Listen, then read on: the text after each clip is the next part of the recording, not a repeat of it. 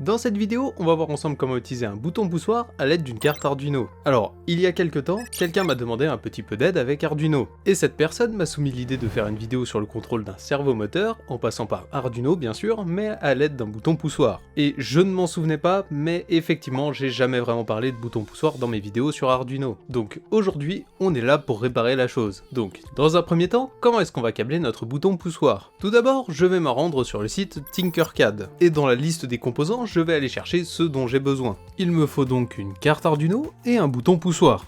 Donc je vais aller chercher Arduino Uno R3, je prends l'élément et je vais le glisser dans mon projet. Je fais la même chose pour mon bouton poussoir, donc je vais aller chercher bouton poussoir dans ma liste et je vais aussi le glisser dans mon projet. Maintenant, je dois relier mon bouton à ma carte. Pour ça, je prends par exemple la borne 1A de mon bouton et je relie cette borne au pin A0 de ma carte. Ensuite, je prends la borne 2A de mon bouton et je vais le relier au ground de ma carte Arduino. Maintenant que j'ai fait ça, j'ai pu relier mon bouton à ma carte. Et je voudrais désormais connaître l'état de fonctionnement de mon bouton, donc savoir s'il est enfoncé ou pas. Donc pour savoir ça, je vais commencer par lire ce qui est renvoyé par mon bouton. Pour faire ça, je vais aller dans l'onglet Code. Dans le Setup, je commence par écrire serial.begin entre parenthèses 9600 pour pouvoir ensuite communiquer avec mon moniteur série. Ici, mon objectif, ça va être d'inscrire la valeur retransmise par mon bouton poussoir dans le moniteur série. Donc je vais devoir indiquer le mode de fonctionnement du pin A0 qui me permet de lire mon bouton. Donc dans le setup, j'écris pin mode, j'ouvre les parenthèses, A0, virgule, et là je vais ajouter input underscore pullup. Je n'oublie pas de fermer la parenthèse et de mettre un point virgule.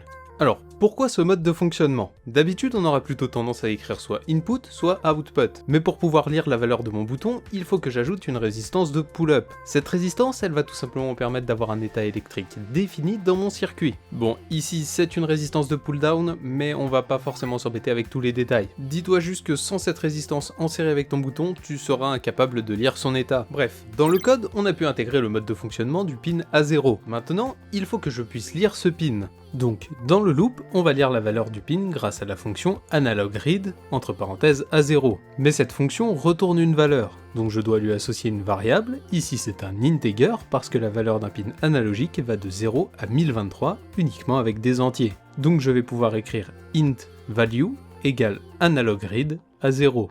La valeur du bouton est maintenant récupérée, donc on va pouvoir l'écrire dans le moniteur série avec serial.println avec entre parenthèses value. Et pour pouvoir éviter de surcharger le moniteur, j'ajoute un petit délai de 100 millisecondes. Normalement, on a maintenant la possibilité de lire l'état du bouton grâce à la valeur qui est renvoyée. Donc, maintenant, on va enfin pouvoir lancer la simulation. Pour connaître l'état, j'ouvre le moniteur série, on peut lire la valeur 1023 quand je n'appuie pas, et 0 quand j'appuie. Donc, on retient bien ces deux informations. Je vais stopper la simulation, je retourne dans le programme et je vais écrire dans le loop if value supérieur à 100, j'ouvre les crochets, serial.println, entre guillemets, le bouton est relâché. Même s'il n'a que deux états possibles, on évite peut-être quelques erreurs. Donc si la valeur lui est supérieure à 100, le bouton n'est pas enfoncé. On n'oublie pas de bien fermer les parenthèses et les crochets, j'ajoute un else if, value inférieur à 100, serial.println, le bouton est enfoncé.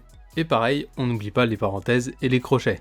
Maintenant, je peux mettre en commentaire la ligne serial.println value et je relance ma simulation. Et on peut maintenant voir que le résultat est bien fonctionnel. Quand j'appuie, on voit bien avec le moniteur que le bouton est enfoncé, et inversement quand je le relâche. Donc avec ce mode de fonctionnement, on peut imaginer le contrôle d'une LED, forcément. On peut aussi imaginer compter le nombre de fois on a appuyé, etc. Mais je voulais aussi préciser qu'il était possible de câbler d'autres manières. Par exemple en utilisant soi-même une résistance, avec le mode input seul, et en utilisant un pin digital pour avoir seulement un 0 ou un 1 en sortie. Mais bref, en tout cas ça reste un résultat fonctionnel et on évite d'utiliser trop de matériel. Donc quand on peut limiter les coûts ou se simplifier la tâche, autant en profiter. Bref, j'espère que cette vidéo t'aura été utile. Si jamais tu veux en apprendre plus sur Arduino, je te laisse aller voir cette vidéo. Bon, en tout cas, je te dis à très bientôt, c'était Survel, ciao.